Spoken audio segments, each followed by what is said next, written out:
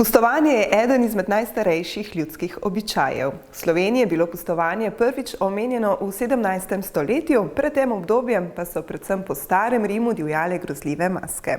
V današnjem času je pust dan za norčije, veseljačenje in seveda nepogrešljive pustne krofe in flancate.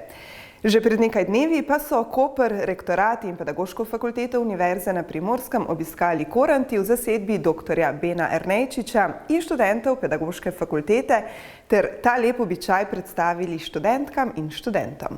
Korant ni samo seveda etnološki lik, je tudi antropološki lik, predstavlja pravzaprav neko kulturo ljudi, konkretno tukaj na Ptujskem polju, pa v Halozah in tudi na Dravskem pa druge, ki seveda skozi ta lik na nek način povezujejo en drugega. Tako da kurantovanje ali pa fašen, kot temu rečemo, je neko, bi rekel, dogajanje, ki nas poveže ne samo v srcu, ampak kar v teh depresivnih časih, pomeni pravzaprav nekaj fenomenalnega. Lahko bi rekli tudi, da je korant na nek način najlepši antidepresiv v teh, bi rekel, nemirnih časih. Korant izvira iz moje občine, iz občine Markovci pri Ptuju. Vse tako smo mi prepričani in nam pomeni to, ne vem, kako bom z besedami povem, to je treba čutiti. Tako da edin način, da boste razumeli, kaj nam pomeni korant, kaj nam pomeni tradicija, pa to običaj, je samo to, da pridete v času pustovanja na Ptuj oziroma v Markovce, da izkusite povorko, da izkusite korant in druge etnografske like, pa boste mogoče lahko preko dejanj razumeli pa videli, kaj pomeni ta običaj nam. Ja, kar se tiče poimenovanja, teh poimenovanj več, danes v glavnem se delijo govora o kurentih, kar je najbolj tak splošno sprejet izraz. Kurenti sami sebe poimenujejo v številnih primerih koranti, seveda pa to niso edina dva izraza, imamo tudi izraz korent, kurant, hora.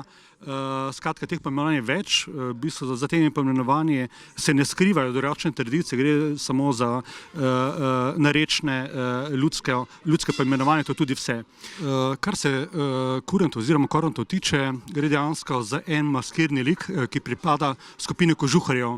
Gre za zoomorfne, ponekod tudi za antropomorfne like, ki imajo številne skupne elemente. Vse te maske so odete v nek kožuh različnih živali, imajo na glavi masko oziroma kapo z različnim rogovjem. Vse ti liki imajo na sebi tudi zvonce različnih velikosti, na različne načine so opašani, potem vsi v roki držijo nek predmet. Kurent ima ježoko, ježoka predstavlja falosni simbol, spravi simbol neke rodnostne moči ali pa moške moči.